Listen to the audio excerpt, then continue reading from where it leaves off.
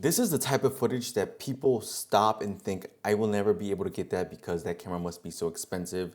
But little do they know, this is the camera that I've been using for a year that costs just as much as a PlayStation 5. And I'm referring to the Osmo Pocket 3. I've had it over a year, so I think it's time to do a 1-year review.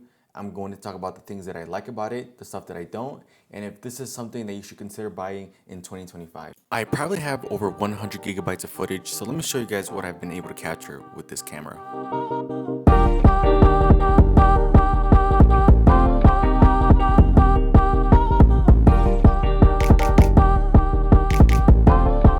I'm not gonna talk about the specifications about this camera. I am sick of specifications. I'm gonna show you guys real life stuff from this camera that have stood out for me in the past year, because a lot of people want a all-in-one solution of audio and camera and just work straight out the box. So I'm gonna try and give you that type of content or info about what this camera has been able to produce for me in the past year. And anyone can get it, and you don't have to, do the most craziest things to get that type of footage. And I think that's why this camera is so popular. And I'm gonna tell you guys what are the things that stood out about this camera for me in the past year. The video quality of this camera has stood out to me this whole year, and I'm still impressed till this day. And what's crazy about it is I don't have to do crazy stuff to get this type of footage. This is straight out, like, I'm turning the Osmo on. I am on regular color profile, so I'm not using D-Log M. And sometimes I use the pro settings, sometimes I don't, because I don't need the pro settings. The camera can get good highlights and good dark out the camera. As you can see, this is the type of footage I am getting with just pressing record, and I'm just applying a simple filter from an app. And as you can see, this video quality is amazing, and it's so easy to get. And I think that's the biggest appeal for people is you're able to get this type of footage at such an ease. And with the gimbal, all I have to do is pan the camera to the left, right, from down up down, and I'm getting like cinematic videos. And I think that's what's cool is regular people like me can get this type of footage without having to do the most. And I'm fine with that. I don't want to be carrying a big camera. I want to be able to just whip out whatever I see something nice and be able to get, a cinematic video out of it without doing too much. Change the way that I take videos. Like, I just cannot record a video without some sort of gimbal, and I'll show you guys why with what I've been able to capture with this camera. An example would be this video right here. I'm making a B-roll for a video, and as you can see, it is very smooth. It is buttery smooth. I'm not having any hiccups. That's because I'm using the gimbal, and I wouldn't have not been able to get that with my Sony a6000. So that's one example that I'm able to make these great videos so easily. Before the Osmo Pocket 3, I was recording my videos with the iPhone and a Sony a6000. Both at the time didn't have stabilization, but they do now. But the iPhone, of course, but it's software based, so it's not going to be perfect. And I really didn't notice how shaky my videos are. But now that I look back and with the videos that I have back then and now, I'm like, this is not even usable footage.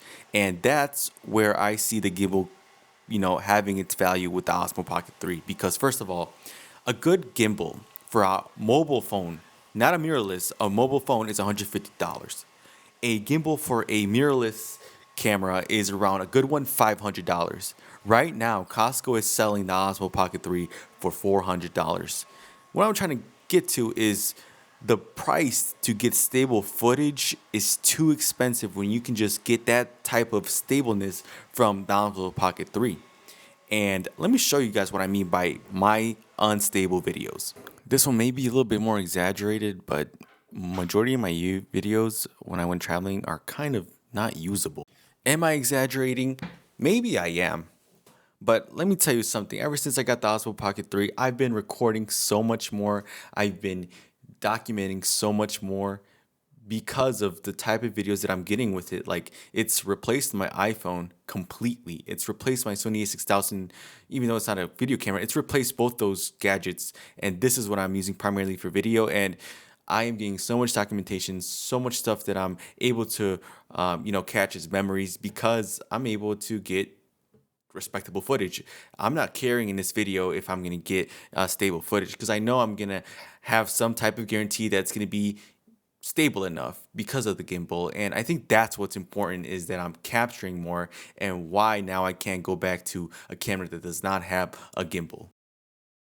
How is the durability of this camera?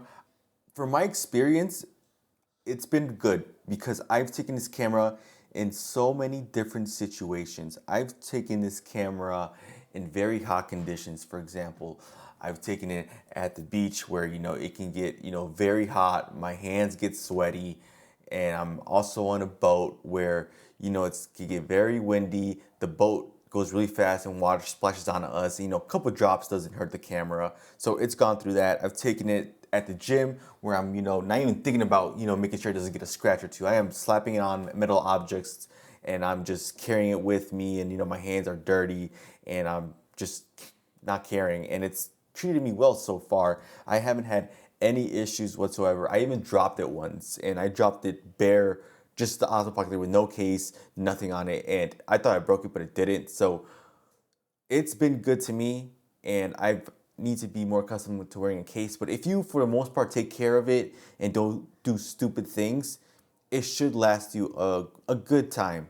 And along the way, you're gonna get some wear and tear. So scratches, scuffs, that's all gonna be there. So don't feel bad if you get it. Just remember, get the insurance. The insurance will save you. It's saved me so many times with other DJI products.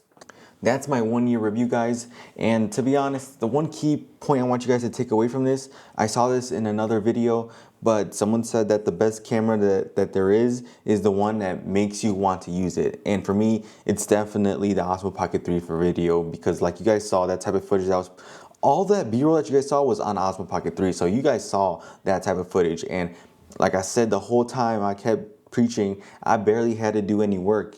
And look at the video that I got, like that's some crazy work. And for people, it's different cameras. It doesn't have to be the Osmo Pocket 3. Obviously, the Osmo Pocket 3 isn't good for pictures, but find a camera that makes you want to pick it up and use it, because there is no use of having such an expensive gear if you don't want to pick it up and use it. And a lot of us, mainstream people, day-to-day people, for us, this small gadget is more than enough because it's so easy to use and you get some good stuff out of it. Like, we all fall in that category where the Osmo Pocket 3 just fits all our needs. So hopefully you guys like the footage that I shared with you guys.